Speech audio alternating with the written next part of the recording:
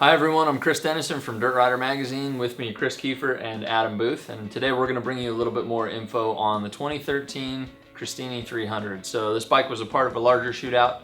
5 bikes that went in the 2013 300 off-road shootout, which appeared in our August 2013 issue. And Christini's interesting. It's an all-wheel drive motorcycle.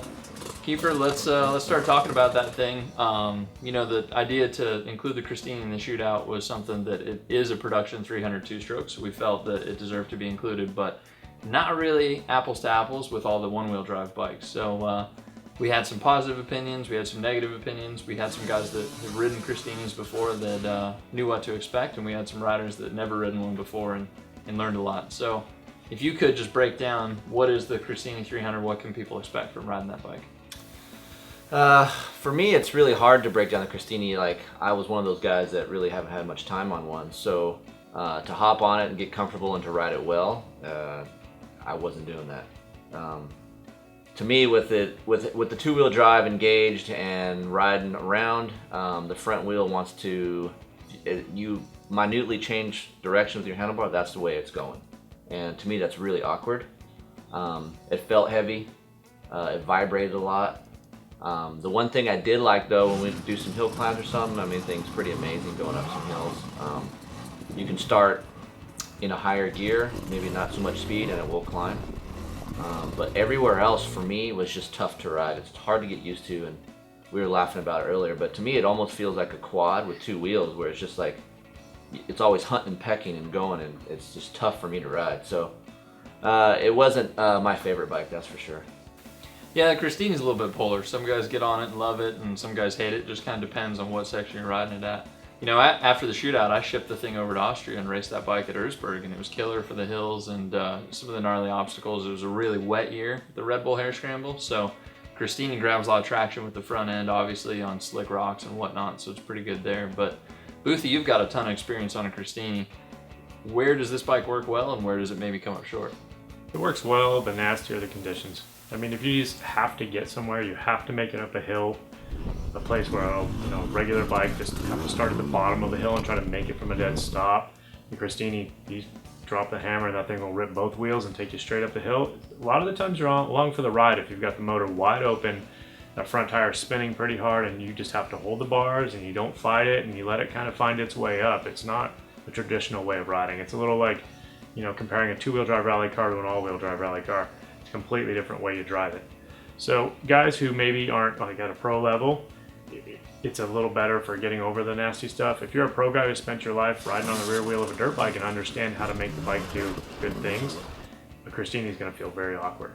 But maybe for a novice even, or somebody really just kind of getting into off-road riding and they start on a bike with two-wheel drive, then their brain kind of learns what the bike's going to do early, and they learn to ride with that kind of deal, or you spend a lot of time on them.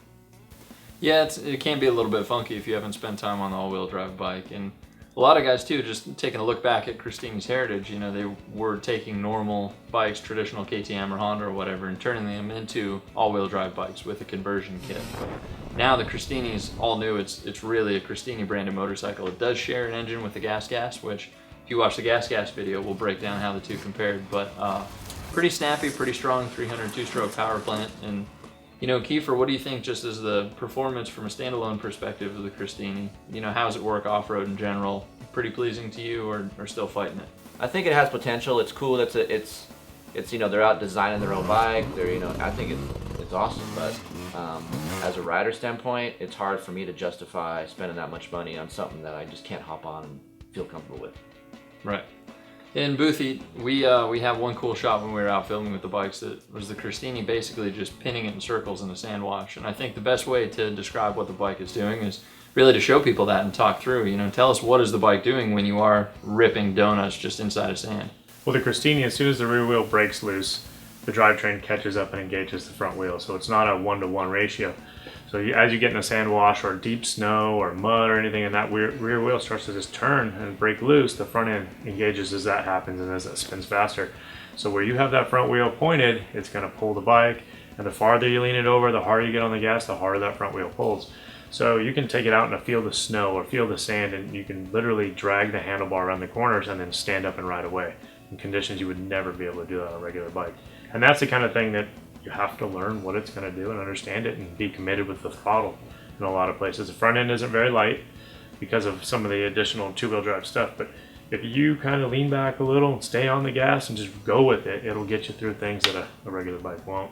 Yeah, it's definitely a unique machine for sure, and I think it takes a little bit of time to adapt to the Christini if you've never ridden one before, and if you have, you can kind of see just how good this 300 two-stroke is, and it's probably the best Christini package they've ever sold, and it's cool that it's a unique bike. So, as it was, the Christini finished 4th place in the shootout, and we're doing video breakdowns on all the machines, the KTM, the Husaberg, the Beta, obviously the Christini and the Gas too. So be sure to check those out. Those are all posted on dirtrider.com. Also, you can reference the August 2013 issue of Dirt Rider magazine. It's got the full comparison with all the bikes, and keep an eye out because we're going to be doing more testing and more comparing with all the off-road machines this year.